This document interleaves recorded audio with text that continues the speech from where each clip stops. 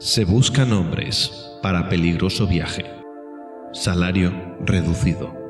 Frío penetrante. Largos meses de completa oscuridad. Constante peligro. Dudoso retorno sano y salvo. En caso de éxito, honor y reconocimiento. Aquí es un lugar totalmente diferente al que nosotros conocemos. Nos está atacando ¿qué es? ¿Un lobo? Permiso, ya.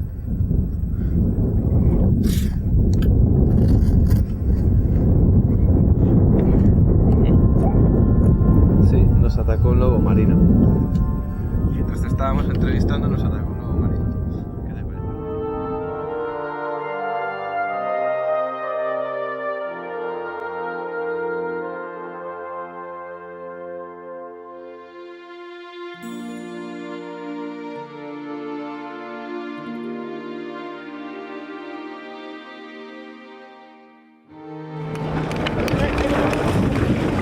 A pesar de las condiciones que vivimos, que pasamos, para mí es algo increíble, o sea, tener la oportunidad de estar en la Antártida. Nos estamos planificando por qué ruta nos vamos a ir, que sea más sencilla y menos agotadora. Creo que acá es la cosa. ¿Qué pasó, Verónica? Un poco el olor de la gasolina me tiene mareada y más que nada el movimiento del bote, eso me tiene mareada. Mira, ahí nosotros.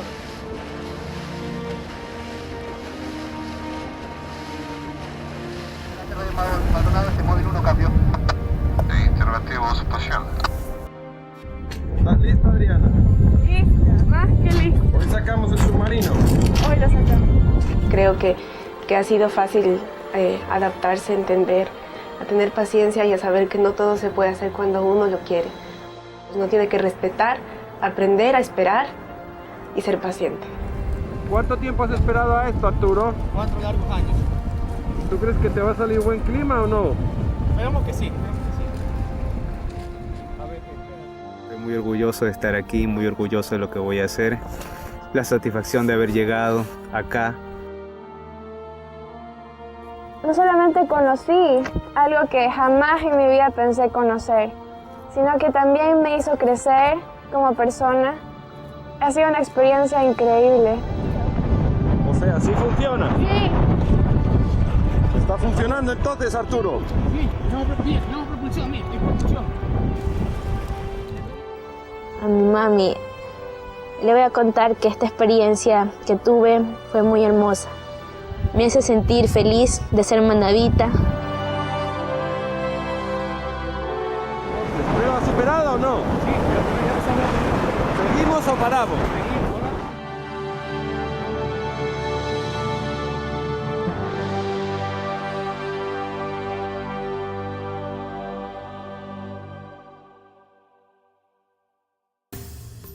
Es un territorio en el que la humanidad convive con la humanidad.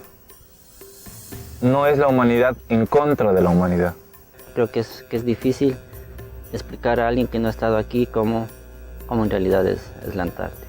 No sé, se me ocurre como tratar de explicar el sabor del chocolate a alguien que nunca lo ha probado. Todas estas afirmaciones describen de una u otra forma a la Antártida, un continente de gran importancia para el mundo por su impacto sobre el clima, por los recursos que posee y por su ubicación geoestratégica. Para conocerlo un poco, nos acercaremos primero a su historia. Según datos históricos, las primeras representaciones cartográficas de estas tierras desconocidas comienzan a aparecer en el siglo XV, época en que Claudio Ptolomeo representó a la Tierra con una extensión terrestre al sur de África, sin ninguna división oceánica. Según este antiguo mapa, estas tierras del sur constituían la Terra Australis Incógnita. Pero esto fue desmentido en 1522 por Fernando de Magallanes, quien logra convertirse en el primer expedicionario en circunnavegar el mundo y en el pionero en cruzar el estrecho, ubicado en América del Sur, que conecta al Océano Atlántico con el Pacífico. Este viaje planteó la noción de que la Antártida no estaba conectada a ningún continente y que estaba rodeada por mar. 3 años después, el marino español Francisco de Hoces bordeó el Cabo de Hornos confirmando la existencia de un océano que separa América del Sur de la Antártida. Más adelante, el marino inglés Sir Francis Drake documentó esta misma ruta que ahora lleva su nombre. Estas travesías dieron paso a lo que se conoce como la era histórica de las expediciones antárticas, que tuvo lugar a fines del siglo XIX y principios del XX, y durante la cual se lanzaron 16 expediciones desde 18 diferentes países. En estas, tanto el polo geográfico como el magnético fueron alcanzados, y el continente fue explorado y cartografiado en su mayoría. Durante esta época, uno de los personajes más destacados fue el anglo-irlandés Ernest Shackleton, quien en 1901 supuestamente publicó uno de los anuncios publicitarios más llamativos del mundo en el Times de Londres. Se buscan hombres para peligroso viaje. Salario reducido. Frío penetrante. Largos meses de completa oscuridad. Constante peligro. Dudoso regreso sano y salvo. En caso de éxito, honor y reconocimiento. Se dice que esta singular publicación recibió más de 5.000 cartas de voluntarios, cuando solo se necesitaban 55. No obstante, esto no fue lo único que hizo conocido a Shackleton. Entre 1914 y 1916, este explorador regresó a la Antártida, esta vez con la expedición Endurance. Pero, en esta ocasión, el hielo comprimió el casco del barco hasta destruirlo y hundirlo por completo. Los hombres embarcados quedaron atrapados por aproximadamente 2 años, soportando condiciones extremas al límite de sus fuerzas. El penoso regreso en botes salvavidas constituye un verdadero homenaje a la fuerza de voluntad y valentía del ser humano. Lo acontecido con el Endurance no disminuyó el interés por este continente. Por el contrario, potenció aún más el interés por su exploración y explotación, hasta convertirlo rápidamente en un territorio en disputa.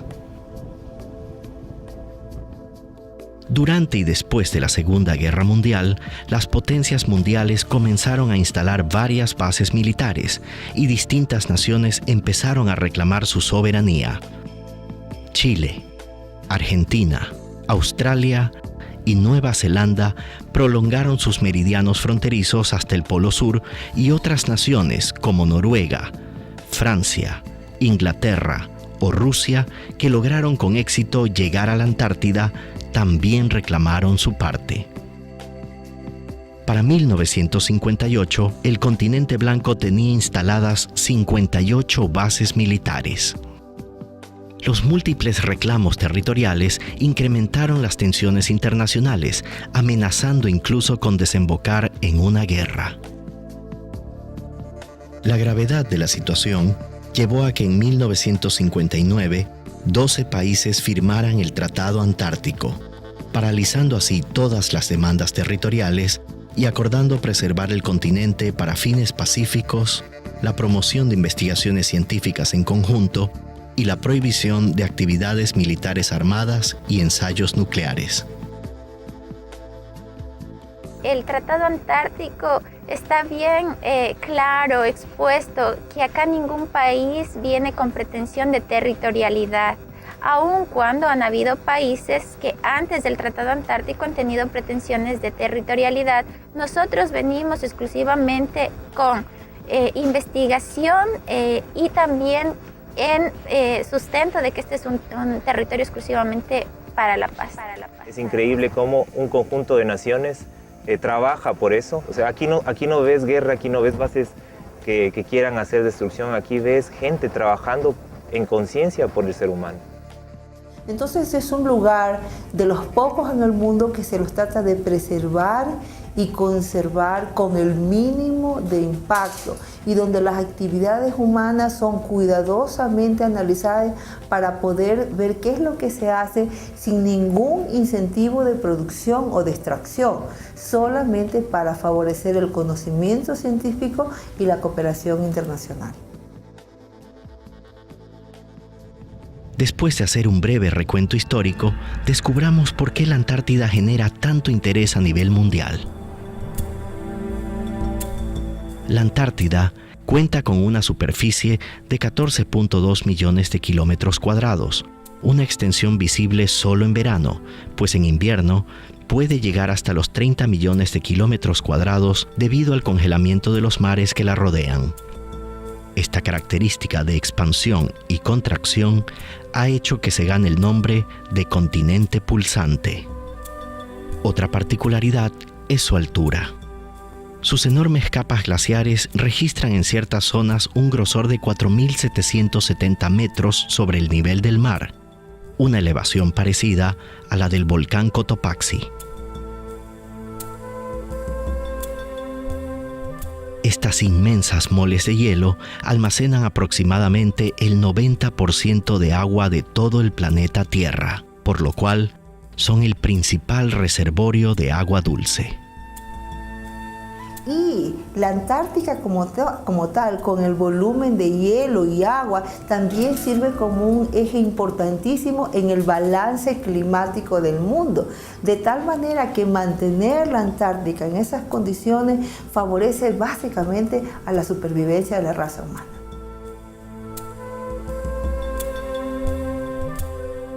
Debido al cambio climático, la Antártida descongela 152 kilómetros cúbicos cada año, lo que ocasiona un incremento en el nivel del mar. Según muestran mapas satelitales de la NASA, esta cifra se ha acelerado en un 75% en la última década. Actualmente existe una gran preocupación entre la comunidad científica, pues de continuar este deshielo, el nivel del mar podría subir en 50 o 60 centímetros, ocasionando la desaparición de islas y ciudades costeras. Sin duda, una catástrofe ambiental y una amenaza para la humanidad actual y futura. Sabemos que hay un problema climático a nivel mundial. Y entre uno de los espacios terrestres donde han sido afectados es aquí, en los polos. Polo sur realmente la capa de ozono ha disminuido. Entonces realmente el problema se viene complicado. Cambios de temperaturas, se está viviendo. El problema no es Ecuador, el problema es mundial. Entonces de ahí realmente el interés por estudiar la Antártida es a nivel general, a nivel mundial. Solo en el mes más cálido, el frío en la Antártida supera levemente los 0 grados centígrados en las regiones costaneras. Sin embargo, al interior del continente, las temperaturas pueden bajar drásticamente. De hecho, el 21 de julio de 1983, en la estación antártica rusa de Vostok, el termómetro descendió a menos 89.3 grados centígrados. La temperatura más baja registrada sobre la faz de la Tierra.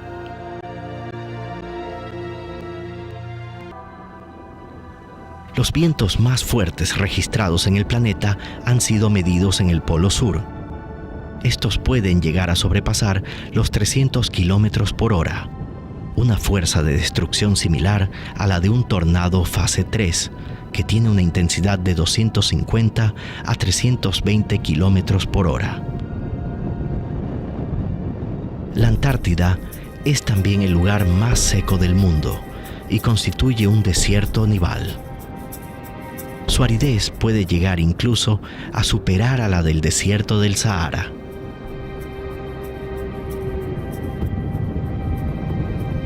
Las condiciones extremas que presenta el clima antártico han hecho imposible la vida humana.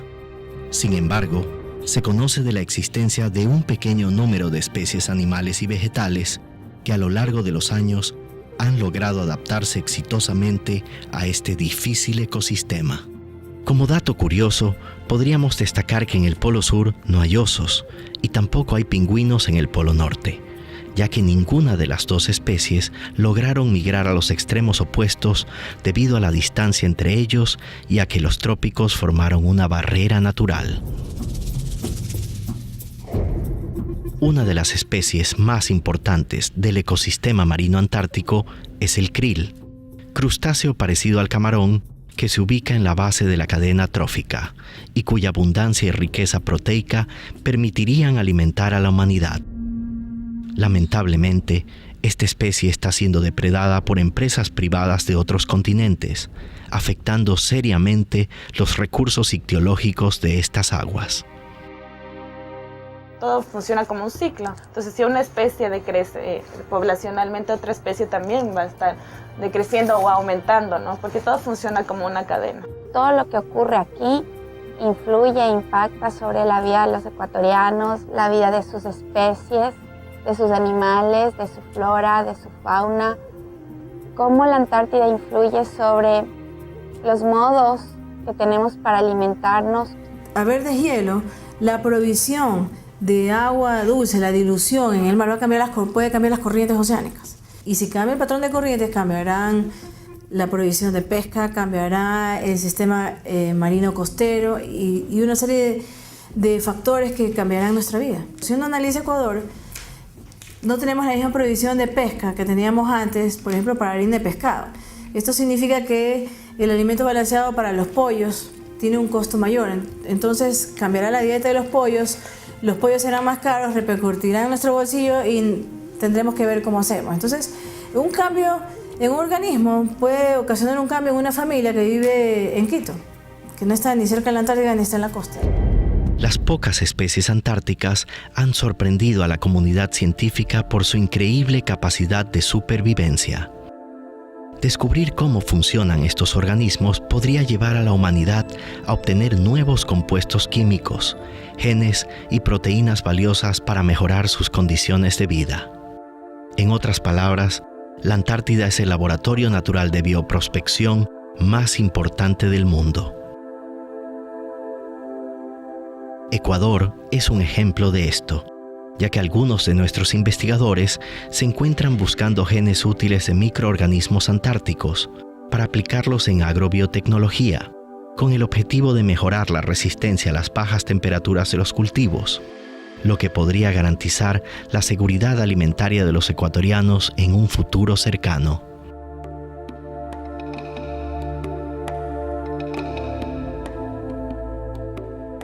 Además de los recursos biológicos, los minerales son otra de las riquezas de este polo. Se hallan en tierra y en los fondos marinos.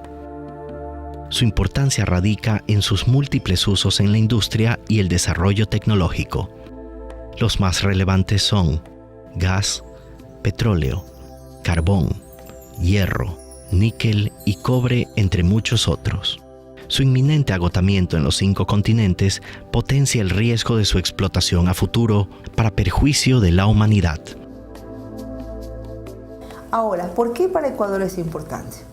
Aquí hay que establecer 2 elementos bien que parecía ser, bueno, somos tan diferentes, estamos en los trópicos, la Antártica está al sur. Sin embargo, hay sectores en la Antártica que tienen unos procesos de cambios dinámicos en los glaciares, que nosotros tenemos glaciares muy rápidos, de la misma manera que es lo que pasa en los trópicos. Entonces parece ser que hay alguna teleconexión entre los glaciares andinos y los glaciares antárticos, especialmente en la zona del oeste antártico. Procesos donde rápidamente, en periodos de menos de 50 años, glaciares han venido reduciéndose rápidamente.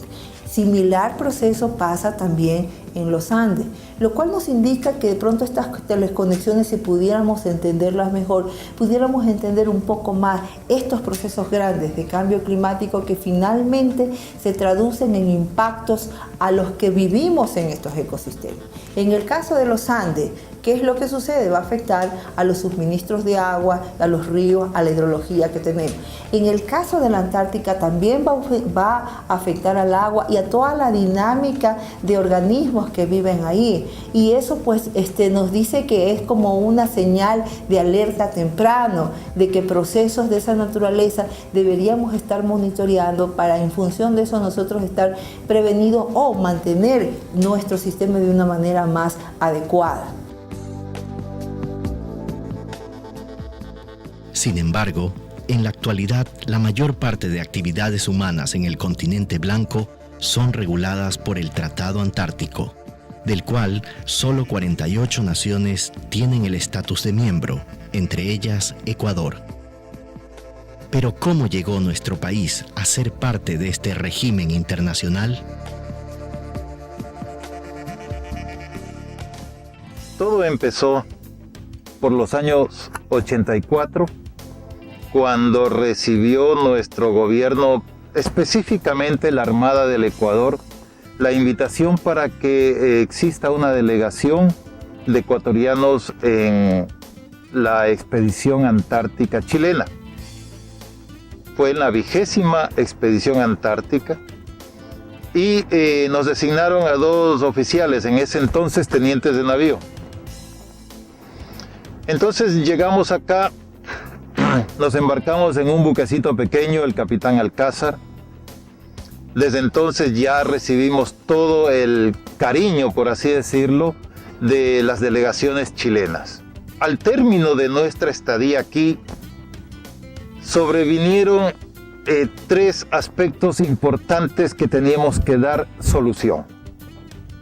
Y nuestras recomendaciones fueron 3 y se detallan en las siguientes palabras. Primero, que Ecuador debe ser parte del sistema del Tratado Antártico, porque ese es el elemento jurídico internacional que nos faculta a todos los países para efectuar actividades aquí en una forma adecuada, coordinada y respetando la Antártida.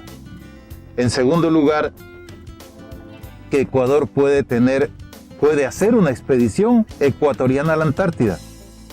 Y nosotros tenemos el buque de investigaciones Orión y sugerimos que sea en ese buque. Y finalmente, que nuestro país puede tener una estación también en este continente.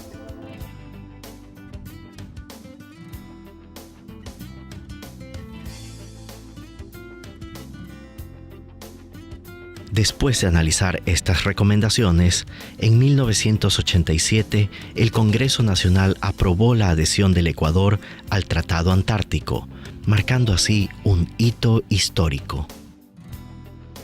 El 1 de diciembre de ese mismo año, con el apoyo de la Armada ecuatoriana, se realizó la primera expedición de nuestro país al continente blanco, a bordo del buque de investigaciones Orión. Pero luego de eso lo importante viene con la primera expedición. Ya con nuestro buque pudimos visitar algunos sitios. Era la segunda vez en ese entonces. Visitamos sitios más al sur, como la estación Palmer de Estados Unidos. Visitamos Bahía Paraíso, de igual manera otras islas. Y llegamos nuevamente a Base Prat. En ese entonces la dotación de Base Prat muy gentilmente, luego de escuchar nuestras intenciones y nuestra misión en la expedición, nos trasladó hasta este sitio. Lo observamos, tomamos muchas fotografías, verificamos muchos niveles, el aspecto paisajístico, la hermosura de todo lo que le rodea, el potencial de investigación que existía en este sector. Entonces, al retornar a nuestro país, llevamos toda la información y en el Instituto Oceanográfico se tomó la decisión de instalarnos en este sitio. Es así que en 1990 se instaló la primera etapa de la Estación Científica Pedro Vicente Maldonado en la punta Fort Williams de la isla Greenwich, del archipiélago Shetland del Sur, localizado en la península antártica. José estaba de comandante del buque Orión en la segunda expedición y yo era el jefe científico. A José le tuvo la difícil tarea de vigilar la seguridad del buque, de llegar a esas aguas, ya solos, con apoyo de prácticos también chilenos, y yo tuve también la noble tarea de, con un grupo de civiles y militares, construir la Estación Científica Pedro Vicente Maldonado. Su construcción representó para el Estado una enorme inversión económica y un gran esfuerzo por parte de la Armada del Ecuador, pues demandó el desembarco de casi 30 toneladas de material, entre herramientas, víveres, instrumental científico y un pequeño tractor.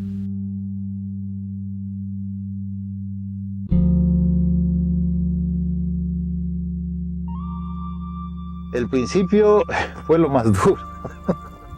Indudablemente, las personas que tuvieron la tarea de construir el primer módulo pasaron momentos difíciles, muy difíciles. Recuerdo que tuvimos que diseñar carpas especiales para poder sobrevivir en las tempestades, en los temporales que se presentan comúnmente en esta zona. Y las incomodidades de no disponer ni siquiera de una cocina, de un servicio higiénico. Entonces nos podemos imaginar que fueron momentos muy duros, pero nuestra gente es así. Nuestra gente, a pesar de las dificultades, saca fuerzas y sobre todo está el compromiso con la patria. Eso fue lo que dio el empuje, el esfuerzo, el sacrificio, la dedicación, la entrega total.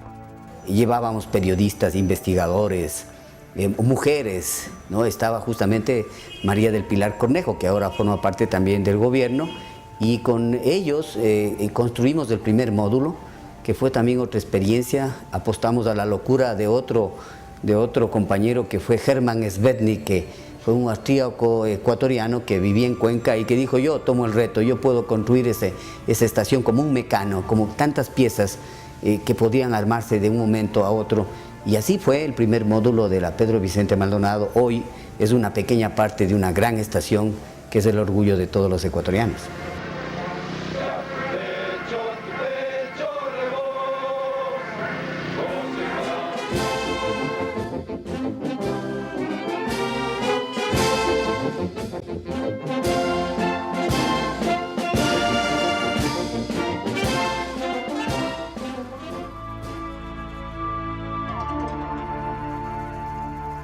Nuestra membresía dentro del Tratado Antártico permitió desarrollar varias líneas de investigación en áreas como ciencias físicas, de la Tierra, de la vida, entre otras.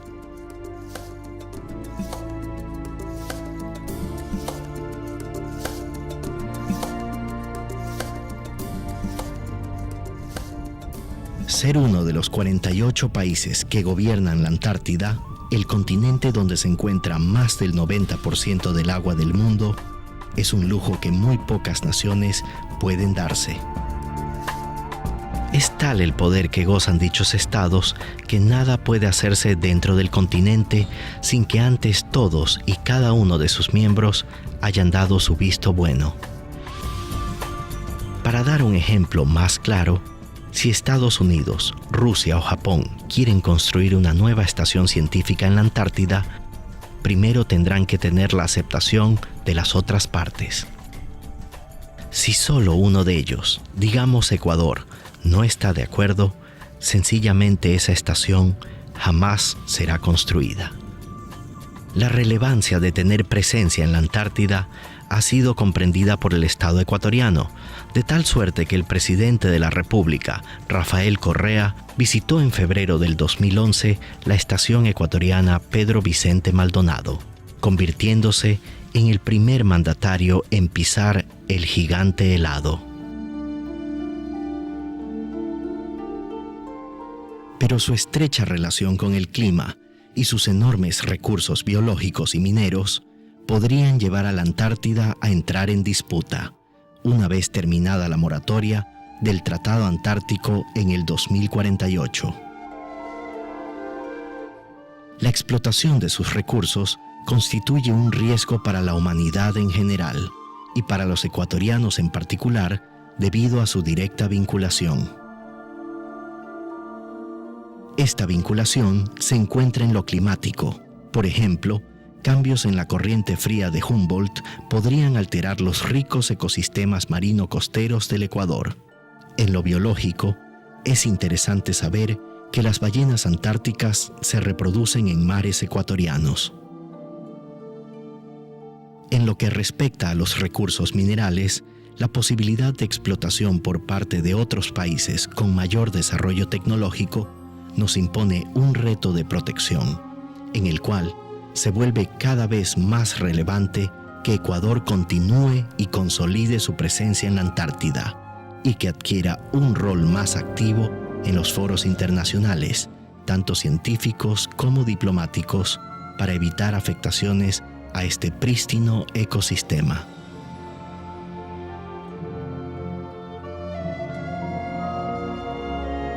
Por ello, para que mis hijos y los suyos sigan disfrutando de este planeta, de este país, tal y como lo conocemos, los ecuatorianos deberemos estar dispuestos a comprometernos en su total conservación.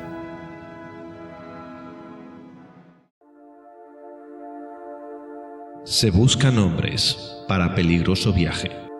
Salario reducido. Frío penetrante. Largos meses de completa oscuridad. Constante peligro. Dudoso retorno sano y salvo. En caso de éxito, honor y reconocimiento. ¿Sabías que este anuncio es posiblemente uno de los más famosos de la historia? Fue publicado hace más de 100 años en el Times de Londres. Se necesitaban 55 hombres para una expedición a la Antártida. Dicen que consiguieron más de 5.000. 1987. Ecuador se adhiere al Tratado Antártico. 1990. Ecuador inaugura su estación científica Pedro Vicente Maldonado. Antártida, ¿qué sabes de ella? La Antártida, acércate a descubrirla. La necesitas más de lo que tú crees.